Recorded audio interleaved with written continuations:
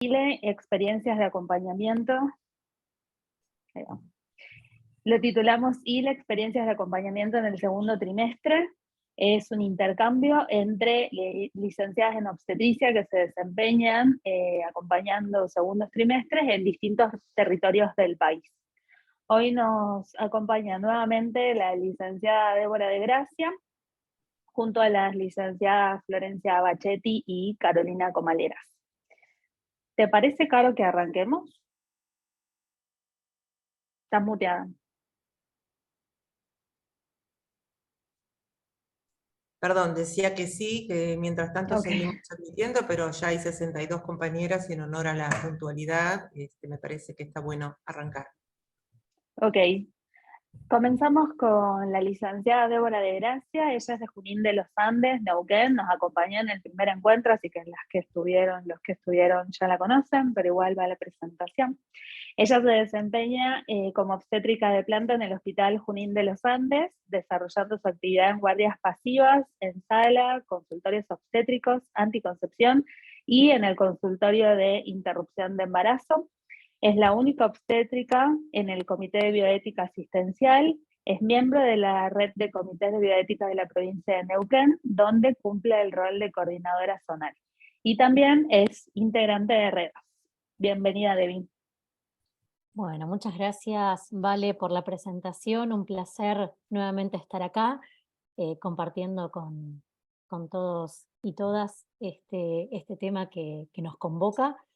Estoy queriendo poner pantalla completa, no lo estoy pudiendo hacer. Ahora sí. Bien. Bueno, como bien Vale contó, estuve en el primer webinario que tuvimos, pero me parece interesante poder retomar algunas cuestiones que hicimos mención en el webinario anterior, básicamente para todas las compañeras y los compañeros que se están conectando y no estuvieron, para poder tener un eje, digamos, si bien voy a hacerlo rápidamente, pero me parece clave poder hacer determinadas distinciones antes de comenzar a hablar del tema que nos convoca hoy. Cuando hablamos de la ley que tenemos actualmente vigente, la 27610, que es de interrupción voluntaria y legal del embarazo, hacemos una distinción entre la edad gestacional. Los embarazos que tienen menos de 14 semanas completas, la persona que viene a consultar y a solicitar la interrupción lo hace de manera, como dice la palabra, voluntaria. No tiene que dar ningún tipo de fundamento, simplemente que quiere interrumpir su gestación. En cambio, tenemos los causales salud, que es, bueno, retomando un poquito lo que decía las semanas anteriores, es para aquellos embarazos que tienen por encima de 15 semanas. En general se habla de, y vuelvo a repetirme en esto, se habla de interrupciones de segundo trimestre, pero realmente estamos tratando de decir interrupciones desde las 15 semanas o interrupciones legales del embarazo. Básicamente para poder, para no encuadrar en un principio en semanas y por otro lado, haciendo honor a este esquema que tenemos, que es la afectación que tiene la persona sobre el causal salud. Hablamos, y lo digo también rápidamente, el modelo biopsicosocial que nos propone la Organización Mundial de la Salud es, bueno, que hay factores que pueden influir en nosotros como personas y que pueden atentar en caso de embarazo, como ser factores psicológicos, sociales y biológicos. Todo eso es el conjunto que hace a nuestra salud actualmente, ¿no? Antes se pensaba que la salud era meramente la ausencia de enfermedad. Entonces, sí es importante hacer este recontra breve repaso para poder hablar y contarles cómo es mi experiencia. Espero que por lo rápido haya sido claro, ¿no? Pero me parece clave poder hacer este marco. Yo trabajo, como bien me presentó Vale, en el Hospital Junín de los Andes, que queda en la provincia de Neuquén, bueno, en la zona norte de la Patagonia Argentina. Y actualmente tenemos equipos de trabajo, si bien la ley habla de que debemos garantizar el acceso a las interrupciones de embarazo en cada lugar, siempre se tiene, digamos, para los embarazos mayores a 15 semanas, determinados obstáculos en ciertos lugares, sobre todo, no solo en lugares grandes, sino también en pequeños lugares. Entonces, en mi provincia lo que se acordó fue armar una especie de equipo que son garantistas de este tipo de interrupciones. Está compuesto por estos 4 hospitales que menciono. Uno es el que yo trabajo, que es el Hospital Junín de los Andes, el Hospital San Martín de los Andes, que esto es al sur de la provincia, y luego en la capital está el Hospital Castro Rendón y el Hospital Heller, cada uno con su complejidad. Este equipo que hablo de interrupciones de segundo trimestre o de mayores a 15 semanas, como bien lo dije, se ocupa de garantizar interrupciones que no pueden ser garantizadas en su lugar de origen. Entonces, la persona que viene y lo solicita es derivada a este equipo, ¿no? De profesional a profesional. Y así es muchas veces que llegan a nuestro hospital personas que no viven en la localidad ni siquiera cerca, pero por cuestiones de resolución se hacen en nuestra localidad.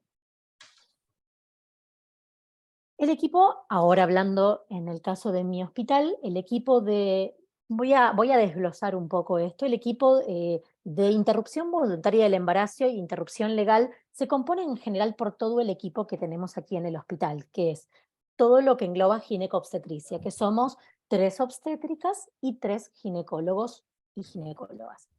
¿Qué sucede? Yo aquí, como ustedes bien están observando, puse el número 2 y 2. ¿Por qué? Porque en el caso de las interrupciones legales del embarazo, involucrados en la tarea hay 2 gineco y 2 licenciadas en obstetricia. El resto no quiere decir que no garantice, sino que deriva a este equipo de que sí nos ocupamos de las interrupciones. ¿Cómo es? Bueno, un poco el circuito, y lo mismo también pasa con las personas aquí en mi localidad. No solo los embarazos los atiende ginecobstetricia, sino también los atiende lo que es el servicio de medicina general. Medicina general, cuando tiene un caso de estos, lo deriva a el equipo de ginecobstetricia, que estamos especializados en este tipo de acompañamientos. Pero no dejan de estar involucrados porque medicina general hace guardias activas. Nosotros en este lugar hacemos guardias pasivas. Entonces, el equipo de medicina general muchas veces también es parte del equipo, y por eso lo menciono aquí. Al igual, bueno, que el servicio de psicosocial y ecografía, que ahora voy a comentarlo en la diapositiva siguiente. ¿Cómo es las etapas en la atención?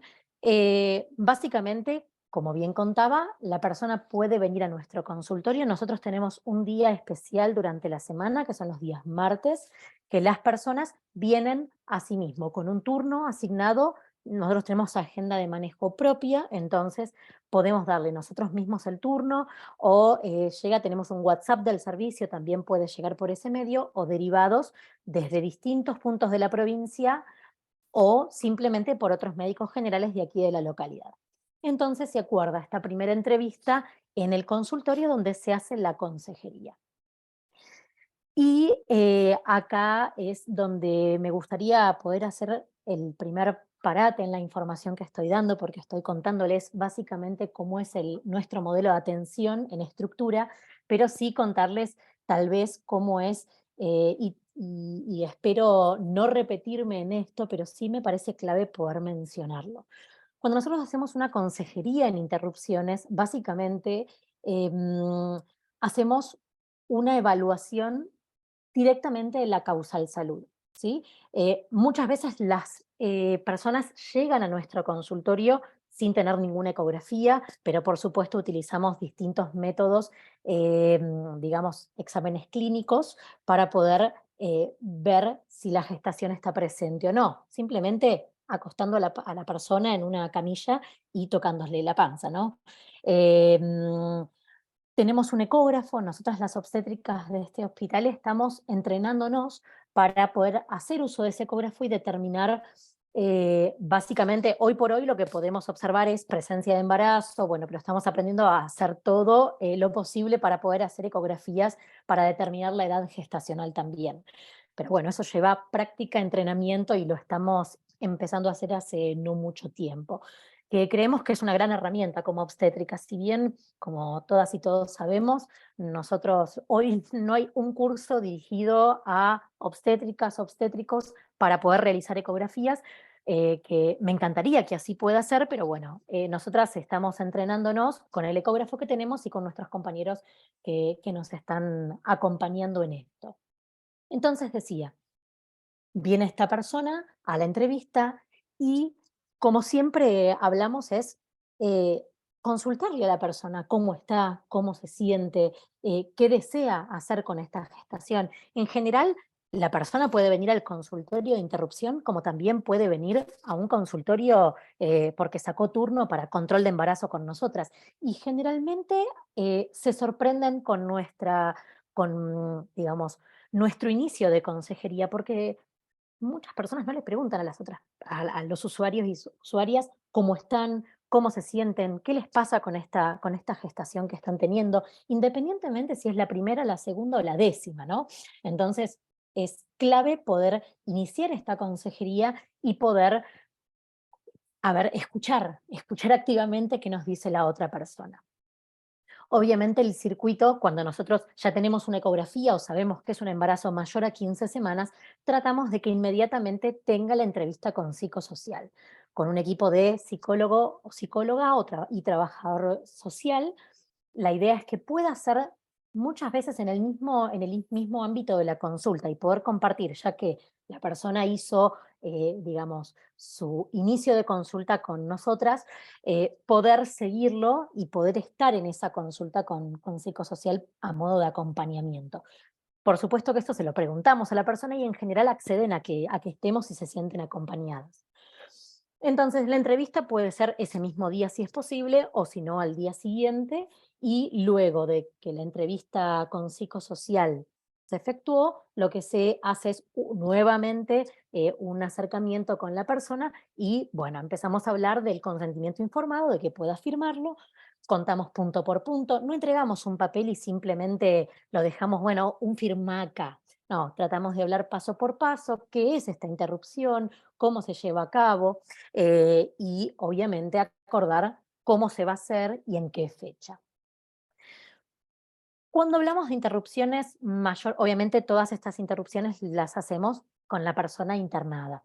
Em, Cuando hablamos de embarazos mayores a 20 semanas, lo que también se propone es el tratamiento de la asistolia.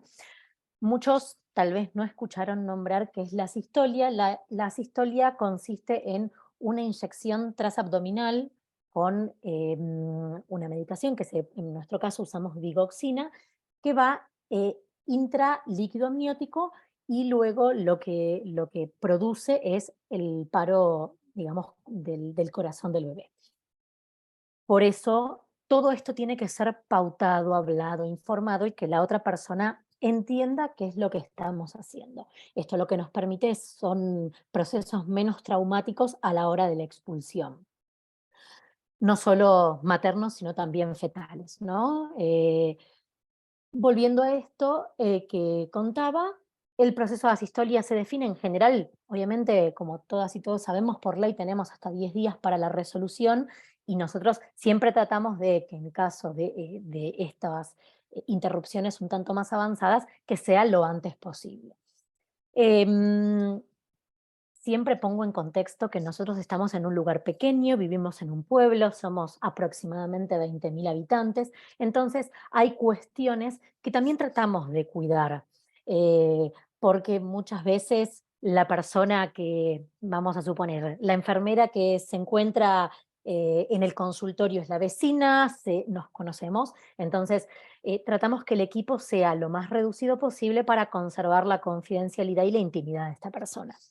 Si bien sabemos que todos tenemos la obligación de la confidencialidad, pero muchas veces esto se ve atentado y en estas interrupciones que son un tanto más, no sé si decir la palabra delicada, sino tiene una cuestión de cuidado, ¿no? Del poder acompañar al otro, otra que está atravesando un momento de decisiones que seguramente no son nada fáciles. Tampoco digo que la interrupción a las 7, 8 semanas sea algo fácil, pero cuando el embarazo avanza un poco más, muchas veces las personas tienen dilemas, como también los tenemos nosotros, por supuesto. Pero es importante este acompañamiento entre el equipo de salud psicosocial y la persona que pueda abrirse lo más posible y que esté siempre en un equipo de contención. Tratamos también que el equipo de trabajo sea siempre el mismo. Si bien yo les conté que somos 2 ginecólogos y 2 parteras, tratamos de que si yo le hice la entrevista como obstétrica, tratar de acompañar y acompañar al momento también de la expulsión. Em, Volviendo al ítem de la sistolia, para no hacerlo, porque se me va a acabar el tiempo y no estoy, me falta todavía un poquito contar. eh, Cuando se hace la sistolia, se hace bajo guía ecográfica. En general es hecho por un ginecólogo o 2 ginecos, uno hace la guía ecográfica y el otro hace la punción, o un ecografista, que son médicos generales en mi hospital, y el gineco que hace la punción. 24 horas después, lo que se cita a la persona y se constata la ausencia de latidos fetales, y ahí se comienza con la mifepristona. La mifepristona ha sido un antes y un después en estos procesos porque realmente acorta tiempos. Debbie, te Luego, queda 1 minuto. perfecto, un, eh, entre 24 y 48 horas después de la toma de la mifepristona, lo que hacemos es la internación de la persona, acompañada por quien desee. Tratamos, si bien nosotras y nosotros como obstétricas y obstétricos hablamos de armar un plan de parto, en general tratamos de armar un plan de aborto. Muchas veces no es escrito, pero simplemente consensuado con el equipo, y eso ayuda un montón a la tranquilidad de la persona y a favorecer procesos de acompañamiento, porque realmente la persona tiene dolor cuando hacemos, bueno, la internación, la provisión del misoprostol, tratamos de acompañar lo mejor que podemos, contamos con una ducha, hacemos todo el acompañamiento para poder disminuir este dolor que les produce la medicación, y al igual que el momento de la expulsión, tratamos de que sea un momento absolutamente cuidado y acompañado por el equipo. No sé si lo dije, pero lo digo ahora, nosotros hacemos guardias pasivas. Entonces, ¿cómo hacemos estos procesos de acompañamiento? Porque son largos. Entonces, tratamos de hacer el acompañamiento en el equipo de guardia pasiva que tenemos. Un gineco y una obstétrica, entonces vamos turnándonos para poder acompañando y digamos, nosotros, nuestra guardia sigue, no es que, a ver, viene un trabajo de parto y lo atiende otro, tenemos que seguir nosotros. Entonces, tratamos de acompañarnos en esto y ya terminó, ¿vale? Fundamentalmente para poder dar la atención de calidad. Por otro lado, le damos, una vez que se produjo la expulsión, generalmente a las pocas horas, dependiendo de la hora que fue, si es durante la madrugada, la damos a la mañana siguiente el alta, tratamos de sí hacer todo lo que es aipeo, y la persona se va con un turno de control a este consultorio que les conté de los martes. Em, Martes, y si necesita vernos en otro momento, sabe que se puede acercar y nos va a encontrar algunos del equipo. Eh, pero hacemos mucho hincapié en esto de que se vayan, por supuesto, si la persona quiere, con un método anticonceptivo y con, obviamente, las pautas. Y también, como nombre, muchas veces estamos en comunicación porque tenemos este WhatsApp del servicio, entonces hacemos un seguimiento un tanto más acompañado. Bueno, espero haber sido clara y haber transmitido. Es un tema realmente un tanto más largo. Podríamos estar hablando un montón de horas más sobre esto y de las formas de acompañamiento y cómo aprendemos y desaprendemos a hacer acompañamientos de aborto. El acompañamiento puede ser tan o más amoroso de lo que imaginamos, y eso suma un montón para la persona usuaria que está viniendo a pedirnos algo que realmente es un hito en su vida. Así que, bueno, sé que las preguntas quedan en el chat, las está compilando Vale, si en caso de que haya, así que, bueno, luego las haremos rondas de preguntas. Sí, la ronda es ahora, Debbie. Gracias, Hay Debbie. Pensé que era el final, perdón. No, hay una compañera que pregunta hasta qué semana de gestación realizan asistolia. No hay límite de la edad gestacional. Realmente es acompañar la decisión de la persona. Obviamente hay procesos que acompañamos si es un embarazo, digamos, cada caso es un mundo. No podemos decir, hoy, si me preguntas cuántas semanas, no tenemos exactamente estoy hablando de la atención en este hospital, no tenemos un tope de semanas, así como lo dice la ley, ¿sí? Porque estamos hablando de que la ley habla que tenemos la interrupción legal del embarazo, habla del causal salud como tal y también el causal violación. Entonces, la ley no habla de edades gestacionales, habla de causales. Obviamente, si tenemos un proceso de edades gestacionales sumamente avanzadas, estamos hablando 30, no nos ha pasado, vamos a decir, no sé, no quiero decir edades gestacionales, pero bueno, 37, 38 semanas, bueno, el dispositivo que se trata de accionar es otro a través de psicosocial, ¿no? Se habla de procesos de adopción y algunas otras cuestiones, pero tampoco las quiero poner digamos, no quiero encasillar porque nosotros justamente lo que hacemos es no encasillar, sino, y con esto que digo, compañeras y compañeros, es un proceso bastante complejo el acompañamiento de los embarazos mayores a 15 semanas. Uno lo habla, digo, hoy tuve unos minutos, yo conté un poco cómo es, pero es un proceso que atravesamos como equipo, un proceso que atravesamos en conjunto con las personas que vienen a hacer la interrupción. Entonces, por eso es un tanto difícil hablar de edades gestacionales que acompañamos, pero sí siempre se piensa en pos de lo mejor para la persona que viene a solicitarnos esto. Y de acompañar lo más fielmente que se pueda y volvemos a esto, la amorosidad y el entendimiento y que el embarazo no es nuestro, es el de la otra persona. Entonces, eh, es caso a caso. Me gustaría englobar en que es en caso a caso, no poner una edad gestacional. Hay una más, la interconsulta con psicología y trabajo social no es obligatoria. Nosotros en la anamnesis, si detectamos causales, las plasmamos en la historia clínica y con eso alcanza, ¿verdad? Sí, realmente no, sí, nosotras estamos habilitadas como obstétricas y obstétricos a poder determinar la causal salud. Incluso en Sonia Ariza, bueno, seguramente la conocerán los que estuvieron en el webinario anterior o la conocerán a ella, justamente hablaba de que nosotras podemos determinar las causales salud.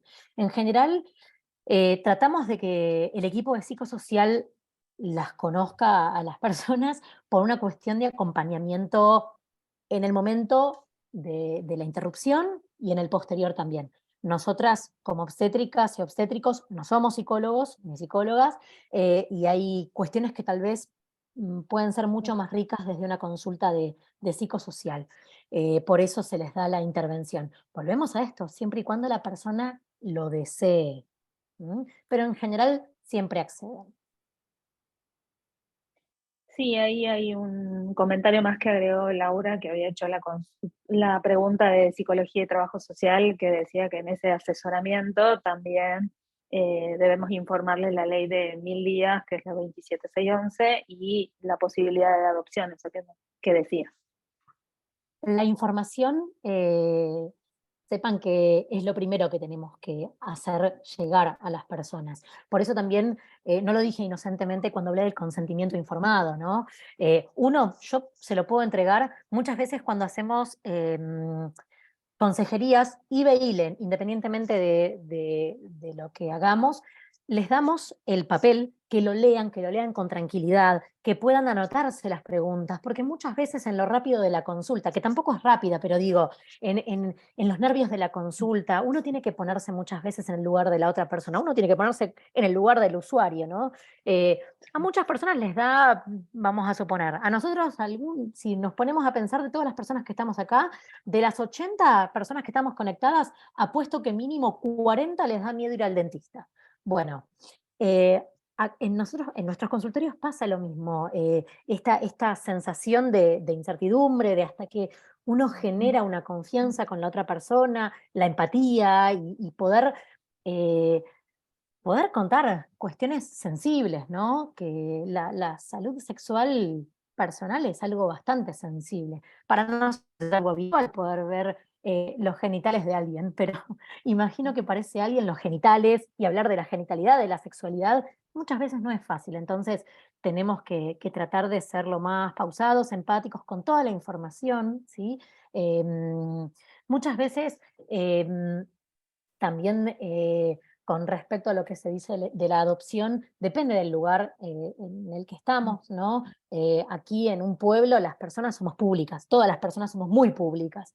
En cambio, en otros lugares tal vez podemos ser un tanto más anónimos, ¿no? Y tal cual, como dice Flor en el chat, consejería en opciones. Nosotros le damos opciones y la persona puede decidir, como también ha pasado, personas que han solicitado la interrupción y hemos acompañado, y digo, previo a la sistolia, previo a poder firmar un consentimiento, mira, realmente lo pensé, voy a continuar, veré cómo me organizo. Bueno, es algo, es poder también saber acompañar. Hemos tenido personas que han tenido hasta 4, 5 consultas previas al momento de la sistolia. Y también es válido dar el lugar y el beneficio a la duda de la otra persona. No es todo para allá porque la ley me dice 10 días. Si bien la ley habla de que yo debo garantizar desde que me lo solicita hasta la finalización, pero también hay procesos personales que no nos llevan 10 días. Seamos, digo, plenamente honestos con nosotros mismos. ¿Cuántas veces, y más en este tipo de decisiones, que son decisiones trascendentales para nosotros y nosotras? Entonces, creo que poder hacer una buena consejería en opciones y un buen acompañamiento es la clave de esto. Y que el equipo sea lo menos rotativo posible, porque si no es volverle a contar todo a otra persona. Entonces, tratar de hacer un seguimiento bastante amoroso también en ese sentido, ¿no? Muy bien, gracias, Debo. Un placer, muchas No gracias a había más ustedes. preguntas, así que damos paso a Florencia, igual no nos vamos, vale que sigan preguntando después. Florencia Bachetti es licenciada en obstetricia, egresada de la UBA, se desempeña actualmente como instructora de residentes de obstétricas y suplente de guardia en el Hospital General de Agudos, Dr. Teodoro Álvarez, ubicado en la Ciudad Autónoma de Buenos Aires, donde también realizó su residencia. Está a cargo de un consultorio de orientación en opciones en Casa Fusa, donde atiende interrupciones voluntarias de embarazo. Trabaja en el Instituto Nacional de Seguridad Social de Jubilados y Pensionados, PAMI, en el área de epidemiología y riesgo sociosanitario de la Gerencia de Prestaciones Médicas. Bienvenida, Flor.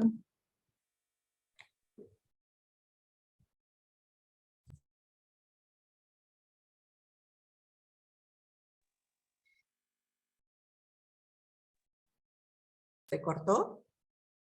Recién estaba No, Flor. no, sí, estaba, pero ahora... Volví desde el celular porque no me Ahí, está funcionando. la Ahí está. internet. No me está funcionando la internet y voy a necesitar que alguien comparta pantalla por mí. Dale, Flor, ahí comparto yo pantalla. Dale, buenísimo, gracias.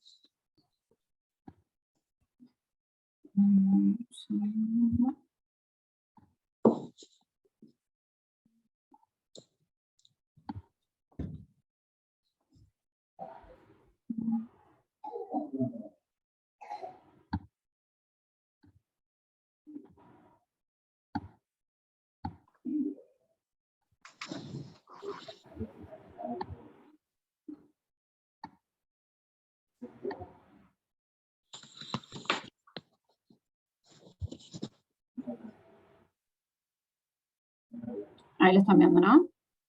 Todavía no. Todavía no. A ver, voy de nuevo. Yo lo estoy viendo.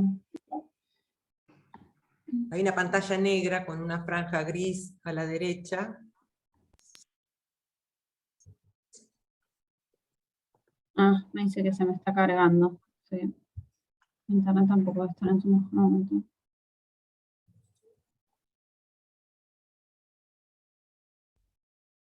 Está cargando.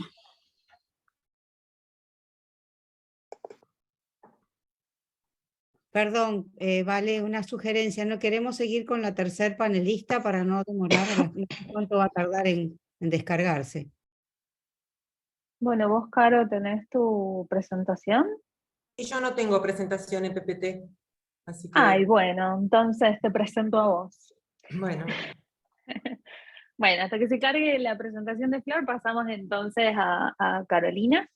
Carolina Comaleras es obstétrica egresada de la UBA, el título de licenciada lo obtuvo en la Universidad de La Plata y es especialista en salud social y comunitaria por la Universidad de Rosario. Fue la promotora de la creación de la primera residencia de obstetricia comunitaria en Entre Ríos en el 2007, y su instructora en Paraná hasta 2011. Luego, en un cargo ganado por concurso, pasó a desempeñar funciones de guardia en el Hospital San Roque de Paraná. Es integrante del grupo promotor de Herreras y de la red de profesionales de la salud por el derecho a decidir. Es integrante de la campaña nacional por el derecho al aborto legal, seguro y gratuito desde 2009 y formó parte de la comisión redactora del proyecto de ley que se presentó ante el Congreso Nacional entre 2017 y 2020. En el periodo 2018-2020 fue la referente del dispositivo de salud sexual y reproductiva del Plan ENIA en la provincia de Entre Ríos y luego conformó el equipo de seguimiento nacional del Plan ENIA para las provincias de Entre Ríos, Misiones, Catamarca, Formosa y La Rioja hasta marzo de 2022. Actualmente es asesora externa para el Programa Provincial de Salud Sexual y Reproductiva de la provincia de Entre Ríos y es la única licenciada en obstetricia en la provincia de Entre Ríos que garantiza el acceso a la ILE desde 2019. Bienvenida, Caro. Gracias. Ahí, Ceci, seguís vos, siguen ingresando algunas compañeras, así que te paso la posta para admitir mientras tanto. ¿Podés? Sí, yo sigo emitiendo audio. Ahí, Bárbaro. perdón, Flor, si podés. Ahí está, perfecto, listo. Nada, perdón. Nada, Caro. Bueno, gracias. Buenas tardes, gracias por participar de este nuevo encuentro organizado por Redas. Como todas las cosas, llegar a ser una profesional de la salud que garantiza acceso a la interrupción legal del embarazo no es algo que ocurre de un día para el otro.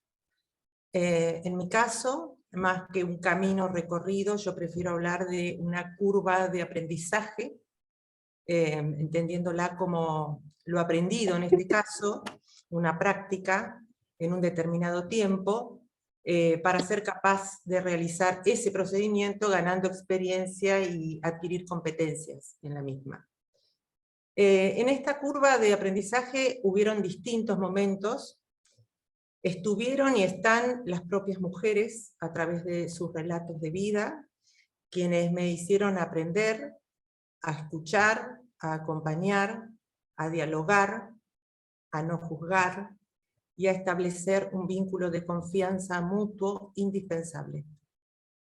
Por supuesto también la articulación con redes, la pertenencia a redes y la militancia, entendida como la lucha inclaudicable por la garantía de derechos sexuales, reproductivos y no reproductivos que son derechos humanos.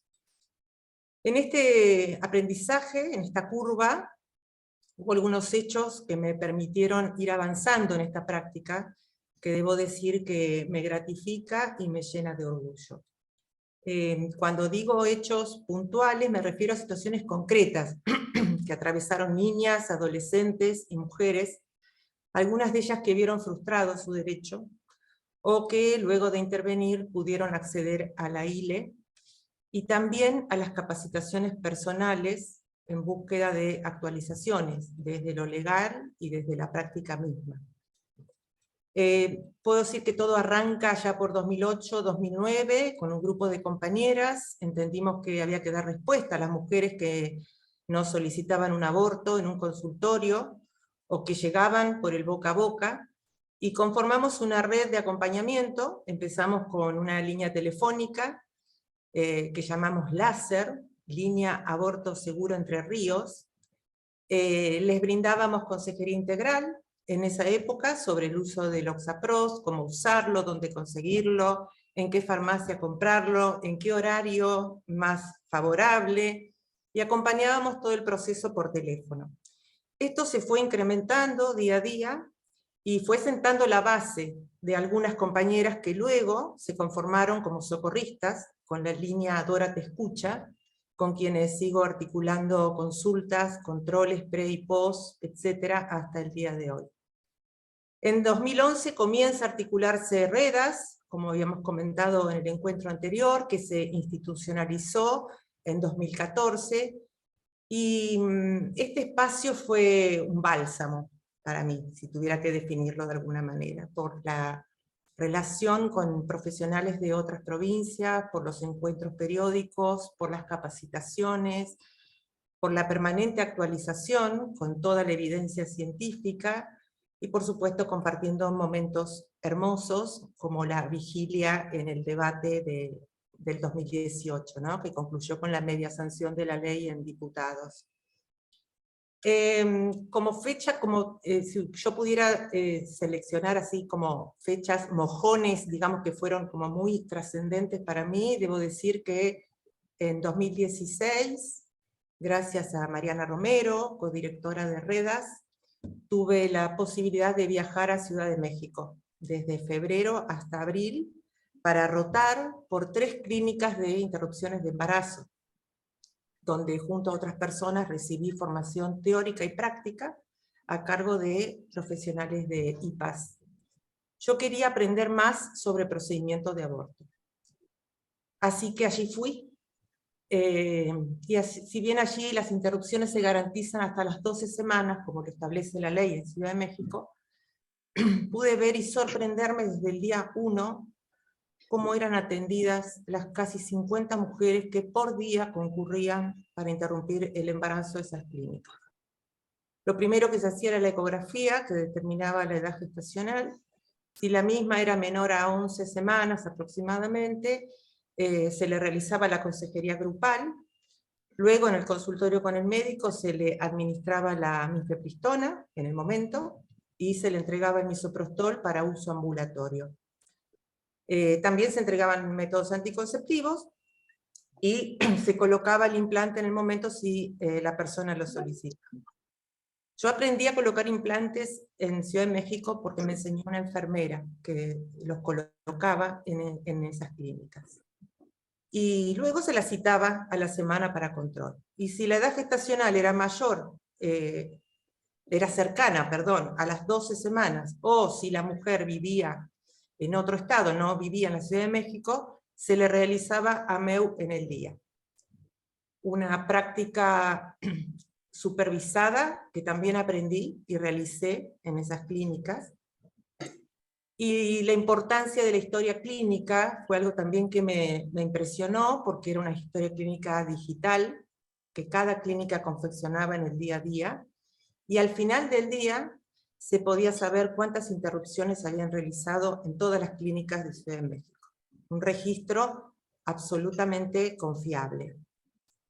Por supuesto que, entre otras cosas que me impresionaron también mucho, fue la presencia de los grupos antiderechos en las puertas de cada una de estas clínicas, ¿no? Con combis o colectivos, donde una médica hacía ecografías, y bueno, se les daba todo tipo de información falsa, y eso también a mí me causó mucha impresión, porque no tenía idea que el despliegue y los recursos con los que contaban estos grupos.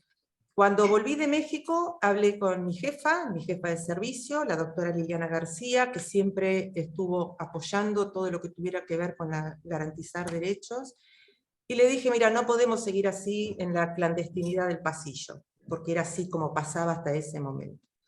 Ella estuvo de acuerdo, y entonces se abrió el consultorio de interrupción de embarazo con turnos o demanda espontánea. La medicación era Oxapros.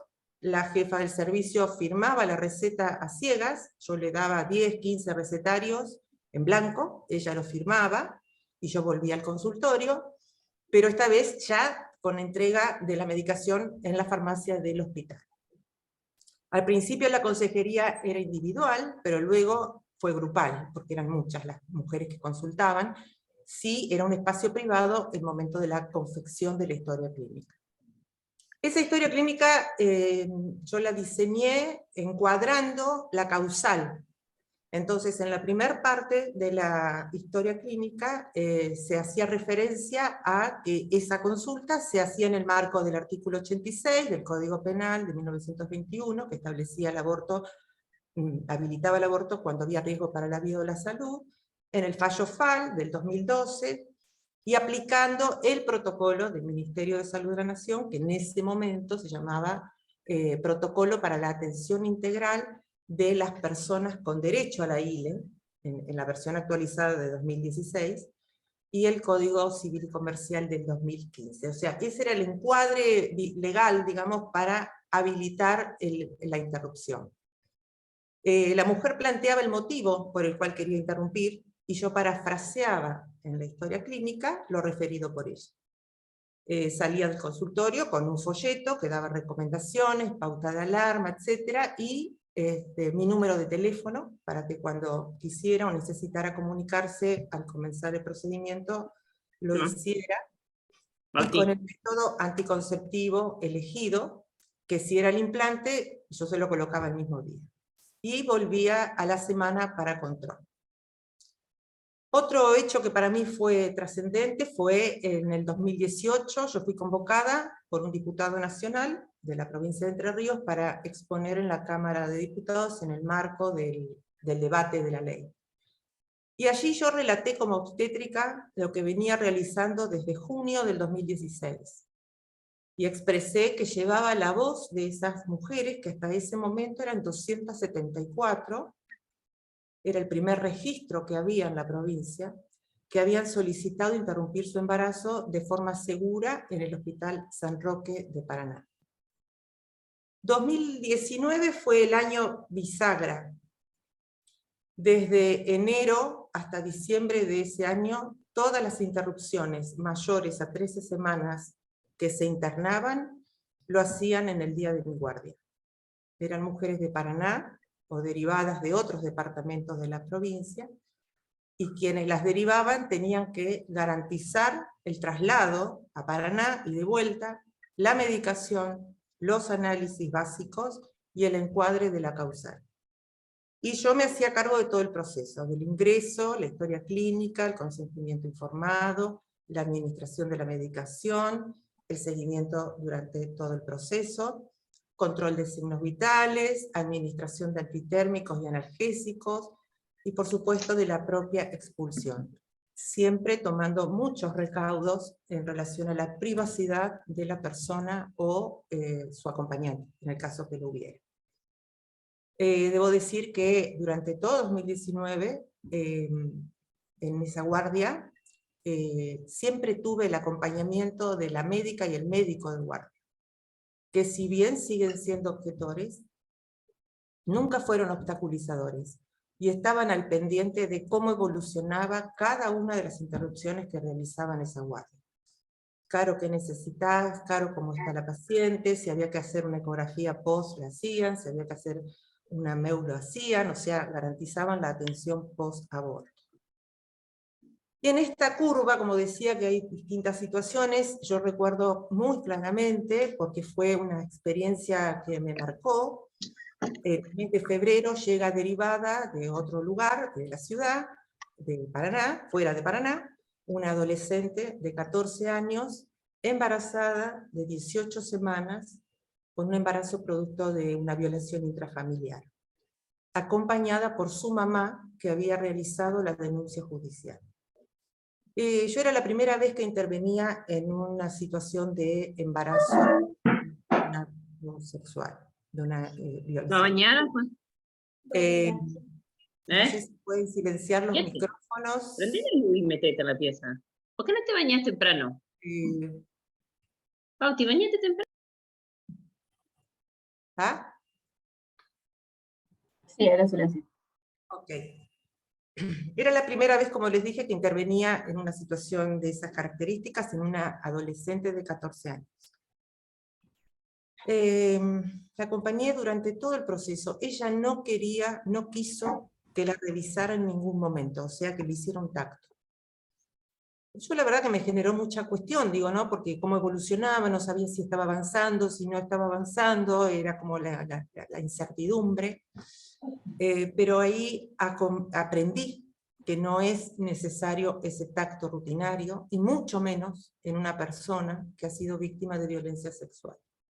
Yo estuve acompañando todo el proceso de la expulsión, expulsó todo en bloque, y como había una denuncia judicial, la Fiscalía había mandado un oficio solicitando se resguarde la muestra para estudios posteriores. Así que bueno, eso se cumplió según el protocolo, y acordé con el médico forense para que viniera a retirar la muestra, que también, digamos, es todo un aprendizaje, ¿no? Porque si bien después muchas veces también me pasó, había que acordar con el forense a qué hora venía, bueno, yo tenía que avisar, etc. Durante todo el 2019, el día de guardia, en paralelo atendía el consultorio externo, que venía recibiendo entre 10 y 15 consultas por viernes, y esto fue sentando las bases para que también ese mismo año 4 médicas del servicio concurrieran a una capacitación en Buenos Aires de 2 días, organizada para ellas por Redas, con la finalidad de que regresaran al hospital para comenzar a garantizar IVE e ILE en los días de sus guardias. Y fue muy importante porque fue el semillero de médicas que generó que luego se fueran sumando otras médicas y médicos, y por eso también acá renuevo la invitación a obstétricas y obstétricos para que se sumen a Redas, para que puedan pensar un poco todo esto que estamos viendo y hablando. Hoy en el hospital, con la ley 27.610, hay un equipo de profesionales para IVE o ILE, que las ILE se programan para internar por guardia. En el servicio se garantizan ILE hasta las 20 semanas. Ha habido algunas excepciones, pero no más allá de las 22 semanas en general. Si superan esta edad gestacional, se derivan. En general han salido derivaciones a Buenos Aires, al Hospital Álvarez.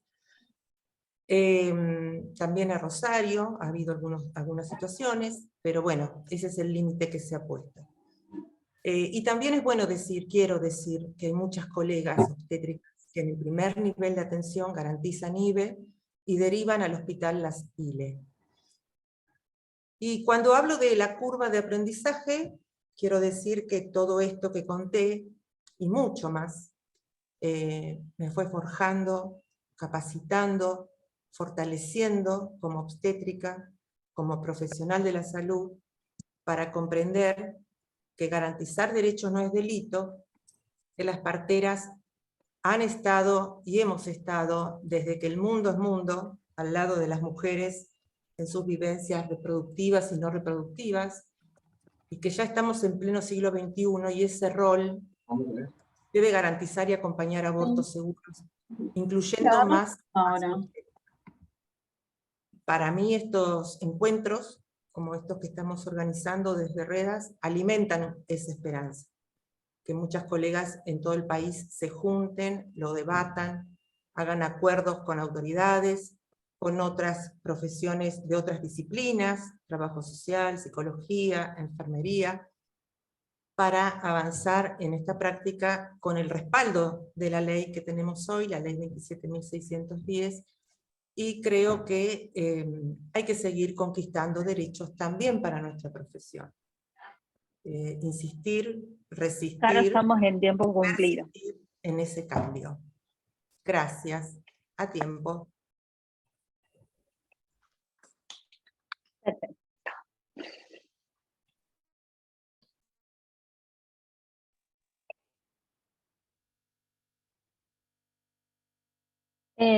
Hay una consulta en el chat.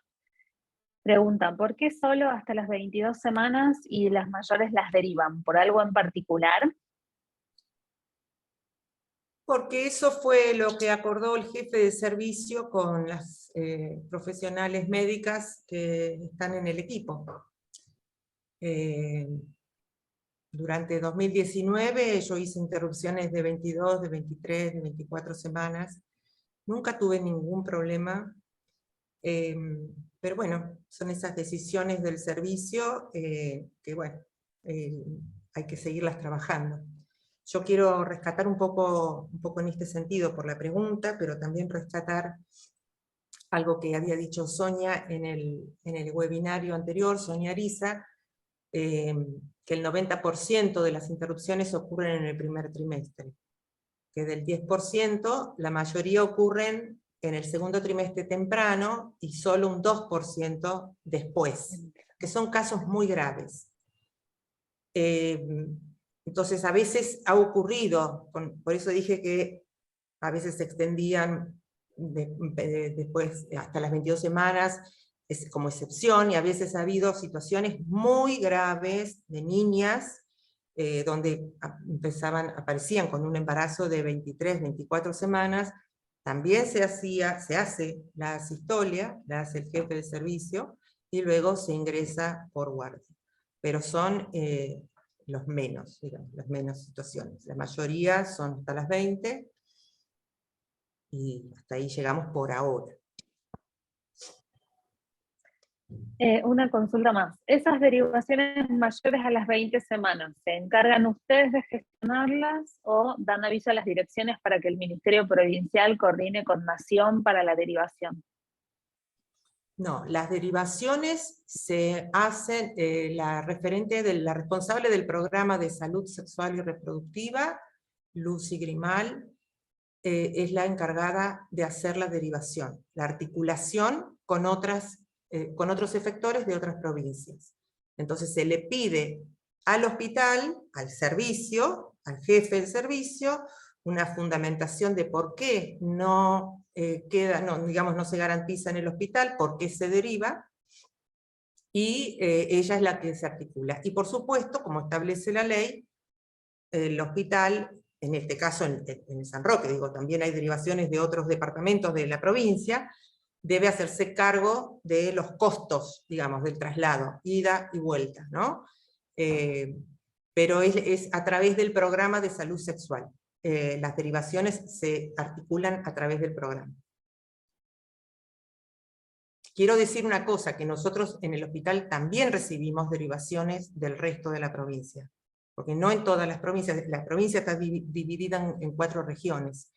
Entonces hay, son la división de regiones perinatales, pero bueno, se usa esa misma regionalización para decir, bueno, en tal hospital no hay quien garantice ILE, se deriva a Paraná. Entonces también se reciben derivaciones del resto de la provincia.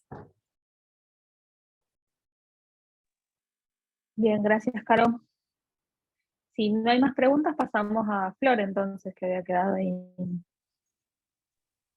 Me parece que hay una mano levantada, no sé. Yo levanté la mano, buenas tardes. Es que no Hola. sé cómo escribirlo, cómo expresarla en escritura.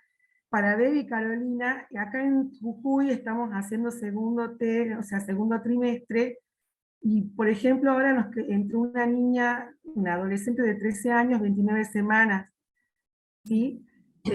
Yo quería saber, el tema de las historias, eso está todo perfecto, lo estamos haciendo en Jujuy.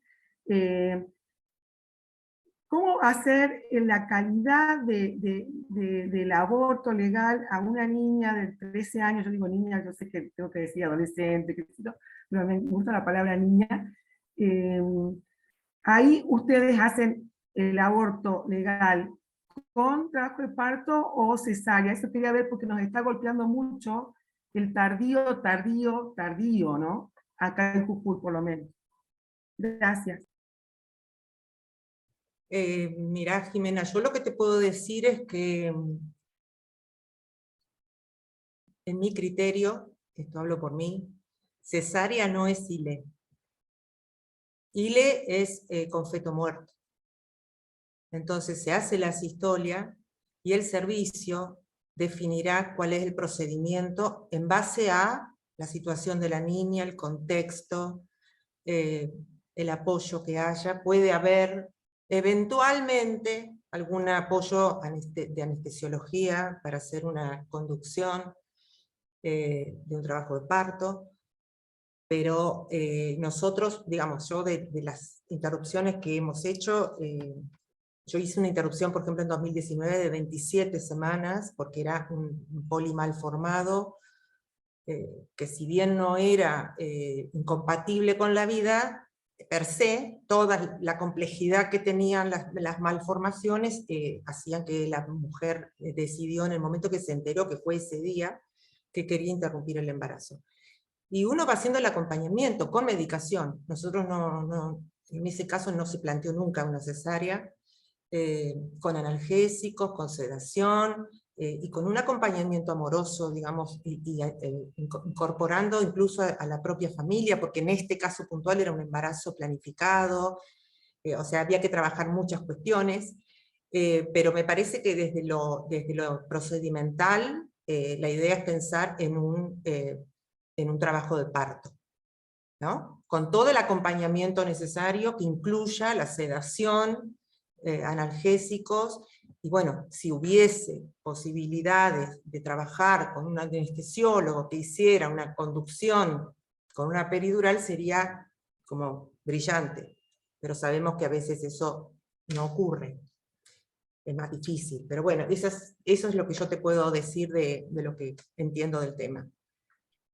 Coincido absolutamente con Caro. Creo que independientemente de la edad también de la persona usuaria, la cesárea abdominal deja una cicatriz visible, donde me paro todos los días enfrente del espejo desnuda y me la veo. Entonces es un recordatorio constante y hasta en un punto es tortuoso para la persona. Más aún si estamos hablando de las niñeces. Absolutamente coincido con Caro. Sedación, si hay un acompañamiento de anestesiología sería ideal, si no sedación, sino el tratamiento del dolor que podamos acompañar. Pero me parece que fundamental como primera cuestión la asistolia y luego la vía vaginal, además, no solo por la marca física, sino también por cuestiones de recuperación. La cesárea, todos sabemos que no deja de ser una intervención quirúrgica, con los riesgos que implica. Sabemos también que tener un embarazo a los 12, 13 años y un parto y un trabajo de parto también tiene sus riesgos, pero siempre menores que una cesárea. Pero fundamentalmente creo que acá apuesto a disminuir cuestiones de futuras, ¿no? De poder visualizar su cicatriz en su cuerpo. Y Esa es además toda mi hay respuesta. un detalle Caro lo que dijo, lo dijo perfecto. no, pero además hay un detalle que no es menor, que es lo anatómico. A esa edad gestacional no hay segmento desplegado. Entonces seguramente la incisión en el útero no va a ser una Pfannestiel, sino que va a ser una incisión vertical. Mediana. Con lo cual también condiciona, entre comillas digo, en el caso que hubiera un futuro obstétrico con un nuevo embarazo. Digo, también para tener en cuenta estas cuestiones, ¿no? Porque a veces se piensa que ¿por qué no le hicieron cesárea? Bueno, hay un montón de condicionantes y situaciones que hay que analizar. Son casos excepcionales, por suerte, pero también son casos excepcionales y graves, ¿no? Entonces, estas cuestiones hay que trabajarlas interdisciplinariamente y resolver en función de lo que la niña decide, entiende y da su consentimiento. Y también hay una compañera ahí que creo que en el chat una pregunta en relación, o un comentario en relación a ver si es una situación de abuso.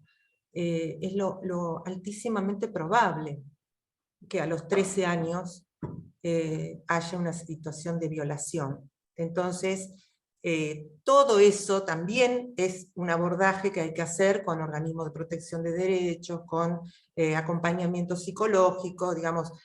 Entonces, no es tan lineal, no es que es 1 más 1, 2. Hay un montón de situaciones que hay que contemplar, hay que conocer la ruta de acceso, de trabajo con una niña menor de 15 años embarazada. Y eso me parece que también es una muy buena herramienta para poder sentarse y ver cómo trabajamos, ¿no? Garantizando la mejor práctica para esa niña. Sí, hay una pregunta que dice, ¿qué pasa si el adolescente quiere el ILE, pero no quiere que sea vía vaginal? En ese caso, ¿puede optar por una cesárea? volvemos a lo mismo, yo voy a decir lo mismo que dije antes.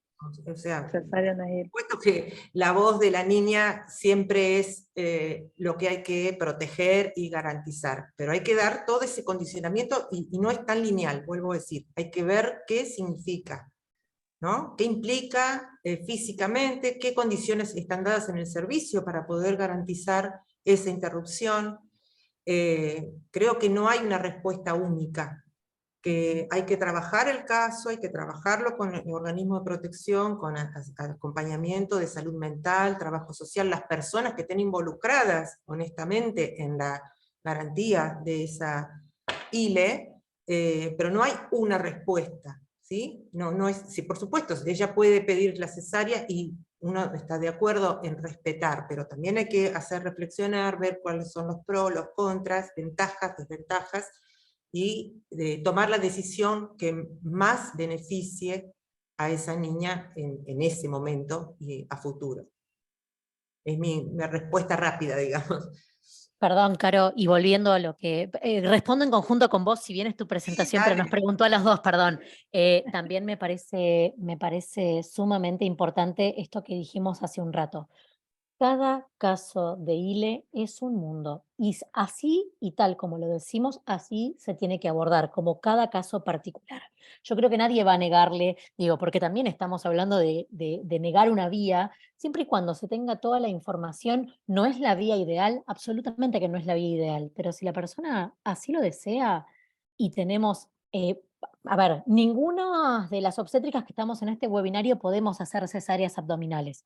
Entonces, si tenemos a alguien que lo haga y no elige otra vía la persona, creo que así todo con sus complejidades y todo lo que mencionamos es lo que elige la otra persona, ¿no? Tratar de garantizar la elección del otro, sin juicio propio.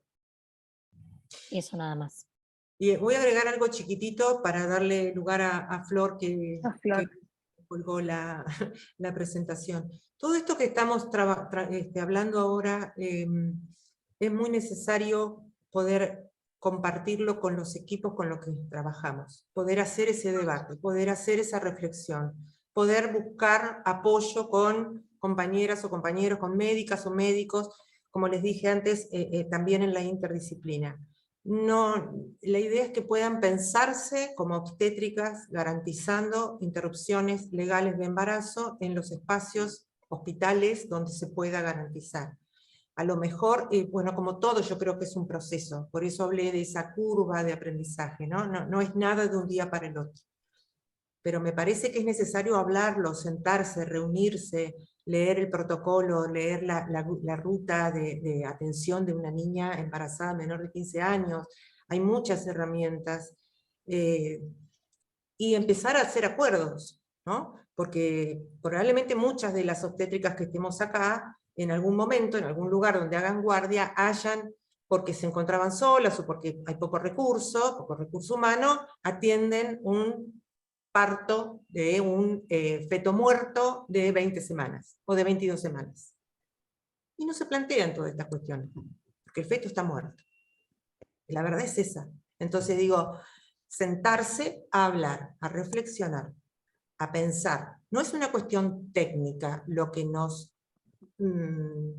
se transforma en una barrera, porque todas sabemos cómo se hace un parto de un feto muerto a las 22, a las 23, a las 24. El tema es otro. El tema es cómo acompañarse, cómo generar estos espacios de intercambio y cómo encontrar acuerdos que permitan que, como obstétricas, podamos empezar a acompañar las ILE en el lugar de trabajo. Y me callo. Gracias, Caro. Flor, ahora sí. Ahora sí. Si alguna tiene para compartir la pantalla con la presentación. Ahí está. Genial. Bueno, yo en esta oportunidad, como les mencionó Vale en un principio cuando me presentaba, yo soy instructora de residentes en el Hospital Álvarez, en la Ciudad Autónoma de Buenos Aires, y les voy a contar un poco cómo es nuestra participación en las interrupciones y en el acompañamiento del segundo trimestre. La siguiente.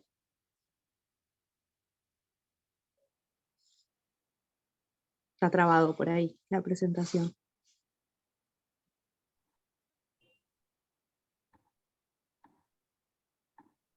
Fíjate de ponerle habilitar edición.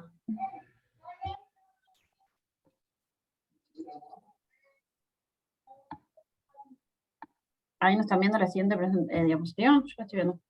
No. ¿No? No.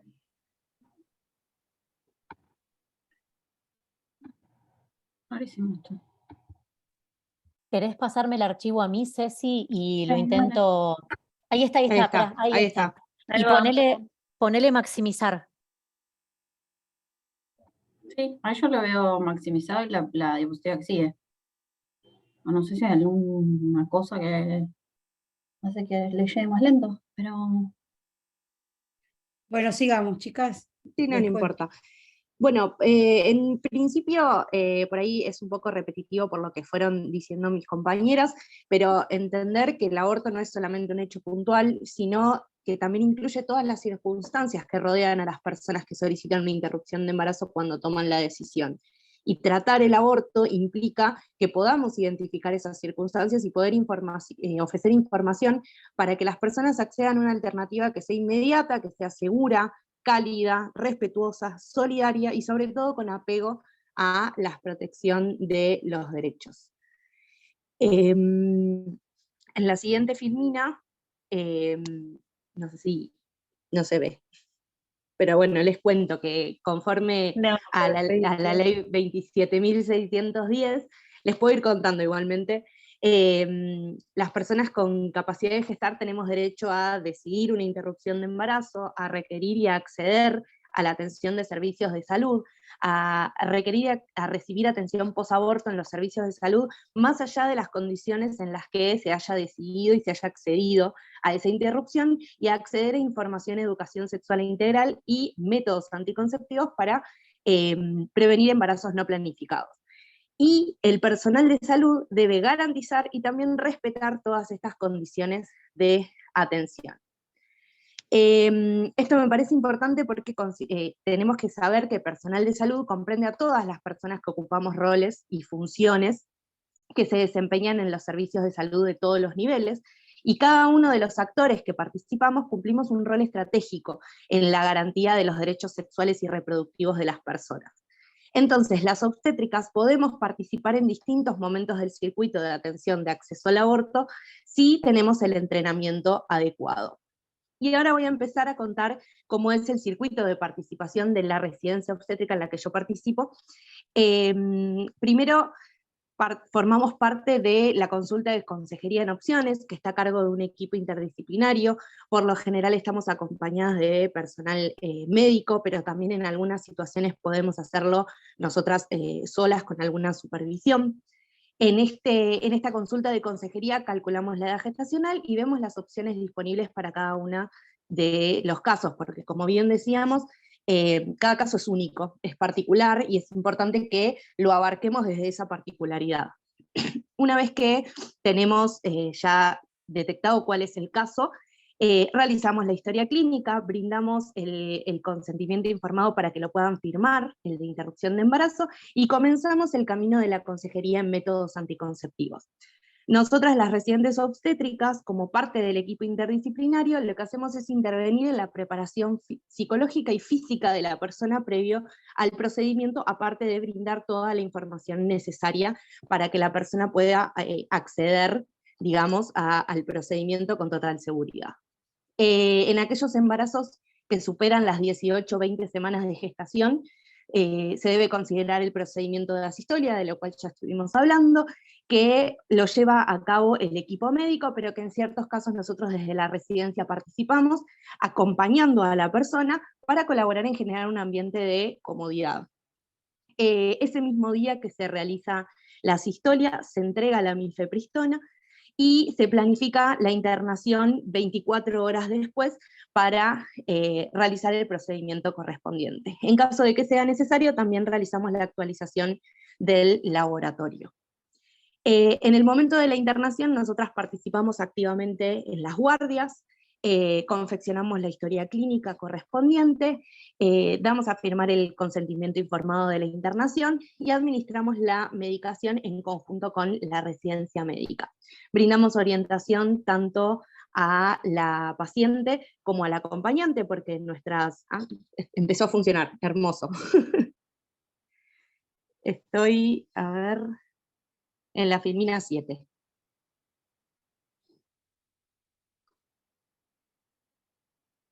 Ya casi, ya casi.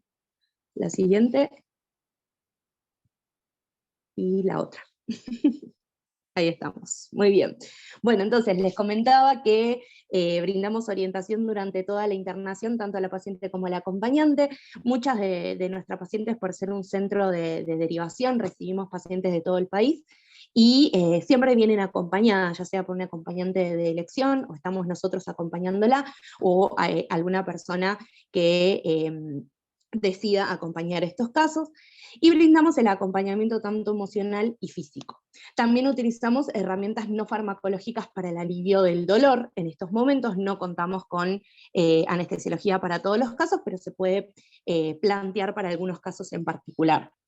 Me parece importante recalcar que desde la residencia obstétrica nosotros trabajamos a la par junto a la residencia médica, que en muchos casos intervenimos en la administración de la medicación, como les comenté, y en el acompañamiento de la expulsión del feto. En situaciones específicas de violación, donde es requerido el resguardo del material genético, las residentes que estén de guardia, ya sean médicas o obstétricas, vamos a intervenir en la toma de la muestra correspondiente y en el guardado de la muestra para que sea retirado por el juzgado. Siguiente. Bien, como por último, lo que es el AIP o la anticoncepción post-evento obstétrico, nosotros estamos a cargo de la anticoncepción de todas las personas que se internan en el servicio, específicamente de los IVES y los ILES.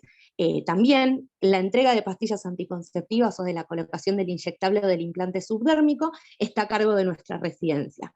En el caso de las interrupciones del segundo trimestre, la colocación del DIU o el SIU lo realiza el personal médico. Acompañamos las decisiones a partir de la información que brindamos de la manera más clara, precisa y objetiva posible, que lo hacemos desde la primer consulta en donde comenzamos a hablar sobre este tema y comenzamos la consejería de métodos anticonceptivos.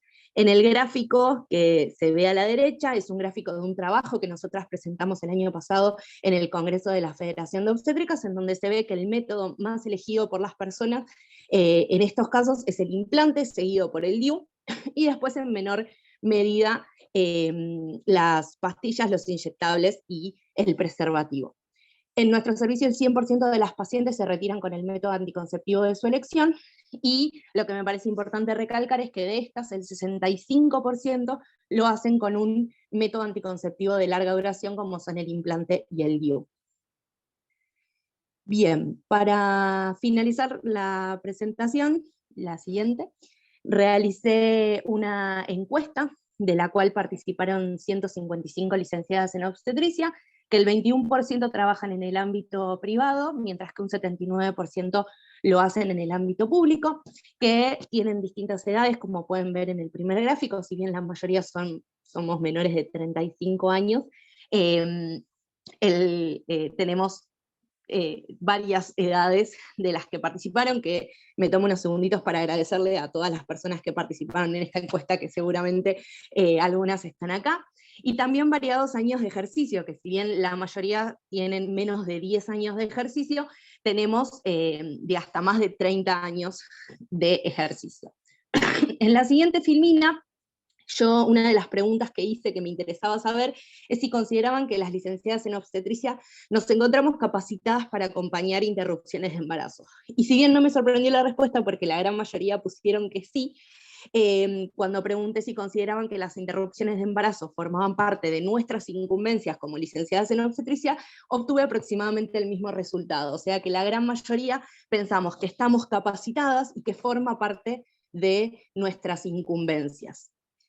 En la siguiente filmina hay dos preguntas más, que la primera me sorprendió. Si conoces métodos no farmacológicos para el dolor en interrupciones de embarazo, aproximadamente la mitad puso que no, y en realidad nosotras estamos capacitadas para utilizar métodos no farmacológicos para dolor en interrupciones de embarazo, que son similares a los que podemos utilizar en los trabajos de parto, así que me imagino que muchas más de las que pusieron que sí deberían sumarse en esa, probablemente porque separamos mucho lo que es un trabajo de parto de lo que es una interrupción en segundo trimestre. Y cuando pregunté si participarían acompañando procesos de asistolia, el 60% dijo que sí.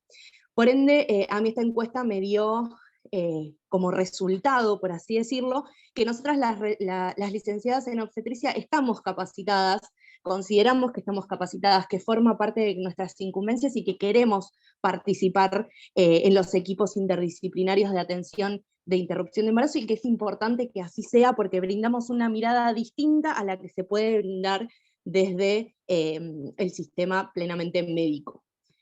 Bueno, muchas gracias, ahí les dejé mi mail. Bueno, no se ve muy bien porque no está en mi computadora, pero bueno, ese es mi mail, f.bachetti@gmail.com, para cualquier cosa que necesiten. Gracias, Flor, dijiste que es... Ahí estaba, si no lo escribí Ahí en el chat. está. Gracias. Gracias a vos. Bueno, funcionó. Muchas gracias Ahí lo por la pongo en ayuda. el chat igual. Dale, gracias, bebé.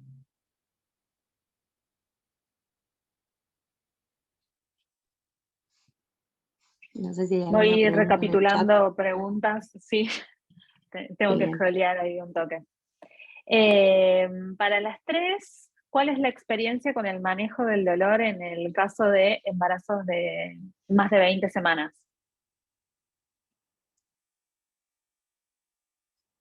Bueno, no sé si alguna Estaban quiere responder. Ahora ninguna queremos hablar. Bueno, sí.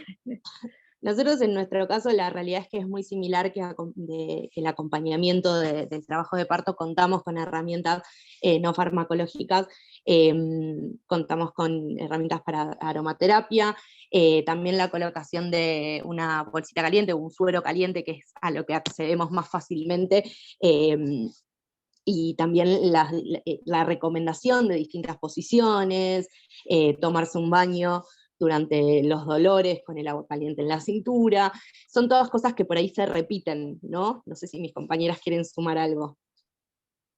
Sí, tal cual, a ver, el alivio del dolor es el alivio del dolor por sí mismo, es exactamente igual cuando lo hacemos con un trabajo de parto, es el mismo acompañamiento, y por eso cuando hablé en su momento del plan de aborto, ¿no? Que es tan importante como un plan de parto, es poder acompañar el alivio del dolor. Muchas veces no solo se produce con esto de la ducha de agua caliente, tener un microondas en el lugar de que estamos atendiendo y poder calentar los sueros sin movernos mucho, para proveerles digamos, la terapia, digamos, del calor. Más que nada es el acompañamiento, la información, conocer el lugar, que se sientan cómodas en el lugar, cuántas cosas ayudan más allá de las cuestiones físicas a cuestiones tan simples como estar cómodas en el lugar donde voy a abortar, ¿no? Tener un baño a disposición, que eso no me parece menor. Entonces, hay un montón de cosas, como contaba recién Flor, pero también hay otras cosas que hacen poder mínimamente tener música, si se quieren poner música, si quieren ponerse auriculares. Esto no solo con las interrupciones de mayores a 15 semanas. Cuando aquí hacemos los AMEU, también los hacemos, ¿qué música querés elegir? Se prepara el lugar, hacer un poco más ameno el tratamiento. Creo que pasa también por ahí. Sí, yo quiero decir que, por lo que entendí la pregunta es para el manejo del dolor, pero no lo entendí como algo no farmacológico, si bien acompaño y adhiero a todo lo que dijeron las compañeras.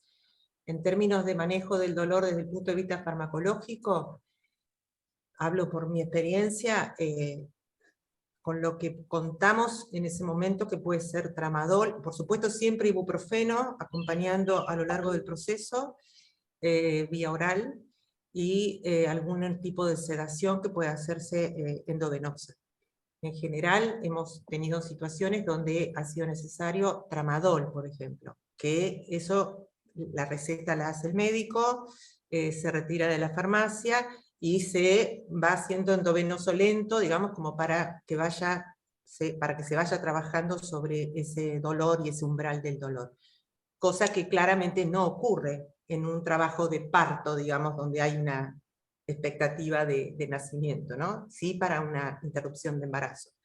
Pero en general hemos tenido muy pocas situaciones donde haya sido necesario intervenir con alguna otra cuestión farmacológica. Ese acompañamiento que refieren las compañeras es sumamente importante, la deambulación, el que pueda estar acompañada, darse una ducha, es decir, todo lo que sirva, la almohadita caliente, o lo que sea necesario que resulte y que esté disponible en ese momento. Desde lo farmacológico, como digo, está también todo eso, como dice ahí la compañera, exactamente en el protocolo, que da opciones, y bueno, es interesante poder ver con qué contamos de eso que plantea el protocolo en cada servicio o en cada farmacia. Nosotros, en el caso nuestro, la medicación esa no está disponible en la guardia, o sea, hay que pedirla a farmacia.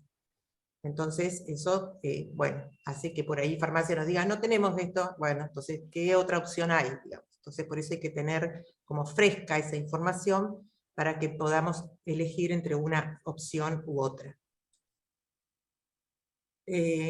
Ahí la compañera está pidiendo este asunto del resguardo. Yo ahora voy a compartir ese protocolo, si me dan unos minutos, que lo estoy descargando en el chat. Sí, mientras hay otras otras preguntas. Flor dice, en casos de violación se guarda todo el material expulsado, y otra sobre lo mismo, ¿cómo se guarda el material para la parte del... Nosotras, en realidad no siempre se guarda todo el material expulsado. Para análisis a veces de ADN es necesario hacer una toma de una muestra, digamos, del cuerpo fetal, y se almacena en frío, en un freezer que tenemos en el servicio, para que esté disponible para cuando lo retiren del juzgado. Se guarda, digamos, toda la muestra, más allá de esos pequeños muestras que se toman en un principio si es necesario hacer ADN. Ah, bien, gracias Flor. Sí, y después había una compañera que había puesto esto de la guía que estaba descargando Caro. Dice, hay una guía de nación, un protocolo, donde explica la cadena de custodia, recolección de muestras y más. Ahí la compartí en el chat. De todas maneras, también está esto en el protocolo nacional. Por eso decía yo esto de poder sentarse a leerlo, a conversarlo, a ver cómo se van a distribuir las tareas. En el caso del Hospital de Paraná, las muestras se resguardan cuando hay un oficio judicial que solicita el resguardo porque hay una denuncia judicial, y se articula con el forense